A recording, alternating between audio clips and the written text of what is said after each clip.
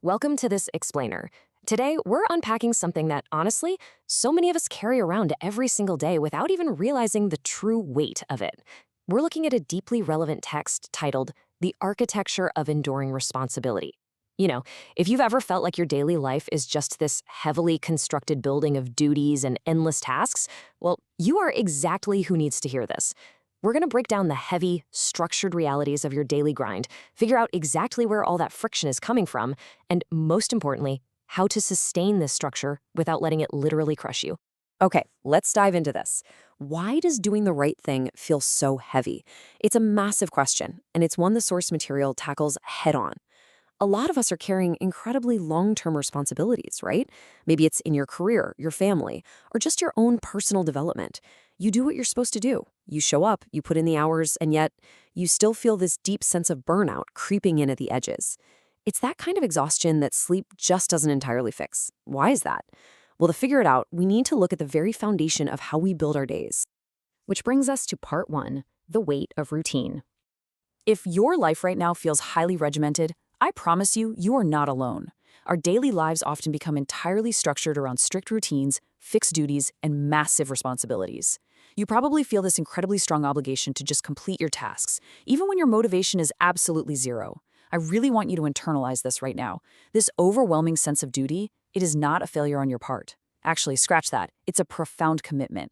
You're pushing through and getting things done even when that natural drive totally vanishes.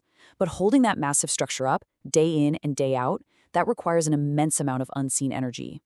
And this brilliantly illustrates the subconscious trade-off we make every single day. On one side, we have discipline and order. On the other, spontaneity. According to the text, you might naturally lean toward discipline and order in your everyday life. I mean, it makes sense, right? It keeps things predictable, and frankly, it's how you manage to get so much done. Your preference for discipline is a highly effective survival tool for a demanding life, but it absolutely comes with a cost. Spontaneity is usually where we find immediate relief and joy. So when we constantly choose order just to keep the engine running, we are actively delaying that mental relief. And not delayed relief leads us right into our second section, the slow build of pressure. You see, friction and fatigue don't just happen instantly. It's a slow, creeping accumulation. First, a routine is established. Then, you go through the constant repetition of that routine. And finally, the work pressure slowly builds. It doesn't just appear overnight from some massive crisis. No, it compounds. It is the sheer, relentless repetition of daily tasks, waking up, managing the inbox, doing the chores, doing the work, going to sleep, and doing it all over again, that creates this heavy, unseen, atmospheric pressure in your life. So the crucial point is this insight, directly from the text. Delays or inefficiency in work can feel especially frustrating or heavy. Think about it.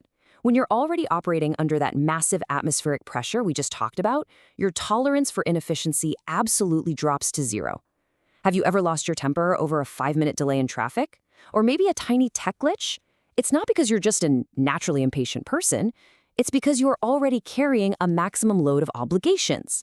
Any little delay threatens the precarious balance of your entire, carefully structured day. And the inevitable result of carrying that maximum load? Fatigue strikes. It hits hard from continuous responsibility without enough rest. The text emphasizes that periods of profound fatigue are directly linked to this constant output. I really want to validate your exhaustion here. If you're feeling this, it's not a mindset issue. You aren't just thinking the wrong thoughts. This fatigue is a direct mechanical result of a relentless output of energy without ever hitting the pause button. A machine cannot run forever without maintenance, and neither can you.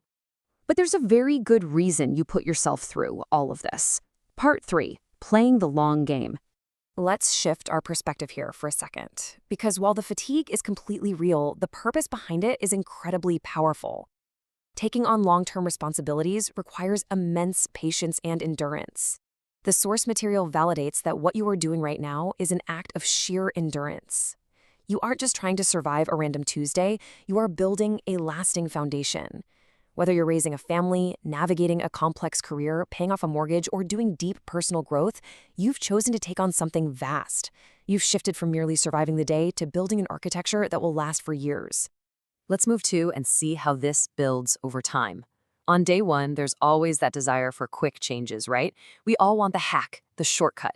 But it takes months of putting in daily, disciplined work and then years of sustained effort before true life improvement is realized.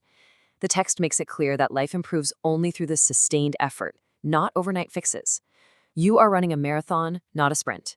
The heavy lifting you're doing right now, that is an investment. And it's an investment that matures over years, not days. So how do we actually survive this marathon? That brings us to part 4, the architecture of balance. To make this immense endurance sustainable, we have to recognize that our health and lifestyle habits demand consistent discipline. The ultimate goal is to avoid long-term physical and mental strain. We so often apply our discipline strictly to our work and our obligations to other people, but the text explicitly points out that your health and lifestyle choices demand that exact same rigorous discipline. If you apply structure to your job to prevent failure, you absolutely must apply that same structural discipline to your own physical and mental maintenance to keep yourself from breaking down. Now, what's really interesting about this is how it fundamentally redefines a concept we hear about all the time. Self-care is not a luxury. It is an essential counterbalance to enduring responsibility. It's strictly necessary for growth and for balancing out your discipline. We have got to stop viewing rest, health, or personal time as some frivolous treat or something we only earn once every single task on our list is checked off. The source material frames self-care as a mandatory architectural pillar of your routine. Without that sturdy pillar, the heavy roof of your responsibilities is simply going to cave in on you. The source text leaves us with this incredible thought. Structure supports life best when it does not become self-imposed pressure. This is the central lesson here. You have built a highly disciplined, structured life to manage your very real responsibilities, and that is commendable. But that structure is supposed to be a scaffold. It's supposed to support you and help you reach higher. It is not supposed to be a prison of your own making. You have permission. In fact, it's a requirement to loosen the bolts when the pressure gets too high. Which brings us to a final, vital question to ask yourself. Is your structure supporting your life, or are you just supporting your structure? Are your daily routines giving you a solid foundation to thrive, or are you exhausting yourself just trying to maintain the routine itself? Take a hard look at your daily architecture today. Keep the discipline that builds your future, for sure, but find the courage to tear down the self-imposed pressure that's wearing you out. Thank you for joining me for this explainer. Take this knowledge, apply it, and until next time, keep building a foundation that truly supports you.